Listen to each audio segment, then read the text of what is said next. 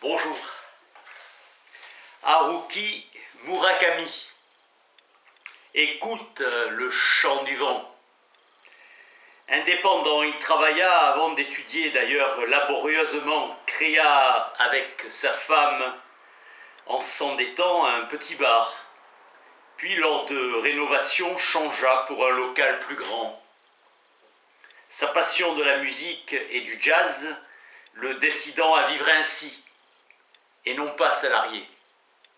Il trouva la somme d'argent par terre, en se promenant le soir, ce qui lui permit de régler ses affaires. Regardant un match de baseball, étendu sur l'herbe, il décida d'être écrivain.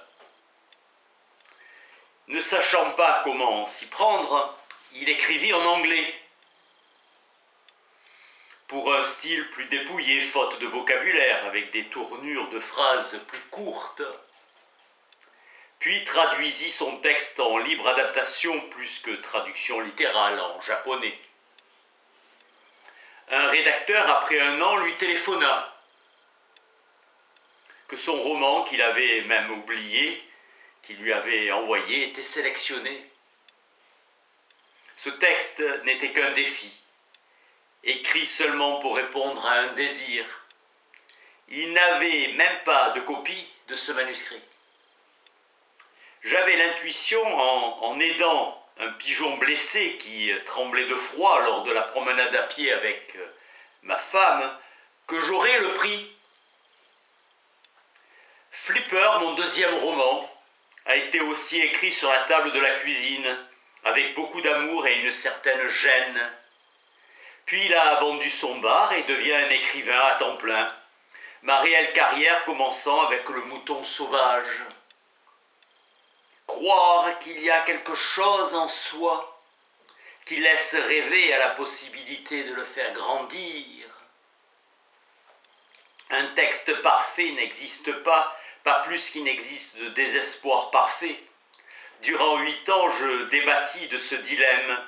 Quand vous êtes en mesure d'apprendre sur les choses, il n'est pas trop douloureux de vieillir. Il est difficile de raconter une histoire honnêtement. Plus j'essaie, plus les mots justes s'enfoncent dans des abîmes de ténèbres. Derek Hartfield m'a beaucoup appris avec ses textes ardus, ses intrigues hasardeuses et ses thèmes puérils, mais il était unique, car stérile. J'ai poursuivi ce combat infécond. Hartfield écrivait que faire œuvre d'écriture, c'est s'assurer qu'il y a bien une distance entre soi et les choses qui vous entourent.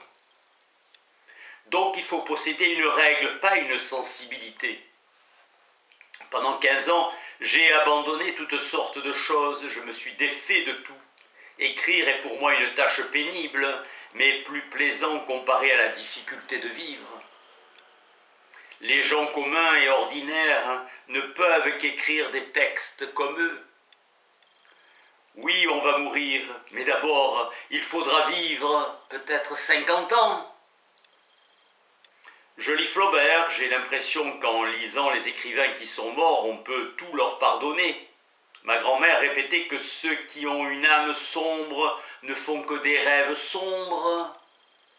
Et ceux qui en ont une âme encore plus sombre ne rêvent pas. Je lisais La sorcière de Michelet qui nota que le juge de Nancy, Rémy, dans son livre dédié au cardinal de Lorraine, assura avoir fait brûler en 16 ans 800 sorcières. Ma justice est si bonne. Il aurait mieux fait de ne rien dire. Le temps passe vraiment trop vite. Dans le bar, pour tuer le temps, on jouait au flipper, une antiquité qui nous dévorait notre monnaie. On est tous pareils. Plus vite tu le comprends, plus vite tu cherches à devenir plus fort ou à faire comme si. Pourquoi les hommes meurent-ils? C'est l'évolution, il faut que les générations se renouvellent. Les individus ne peuvent résister seuls à l'énergie de l'évolution. Toutes les choses finissent un jour, personne ne peut les retenir.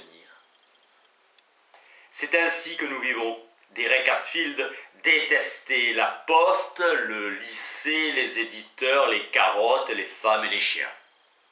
En Amérique, je rendis visite à sa tombe qui est petite comme un talon aiguille.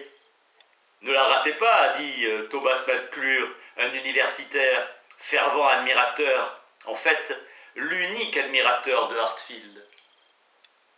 Devant sa tombe, j'eus la sensation que la vie et la mort étaient aussi paisibles l'une que l'autre. Comparé à la complexité de l'univers, disait-il, notre monde est semblable à la cervelle d'un ver de terre. Merci.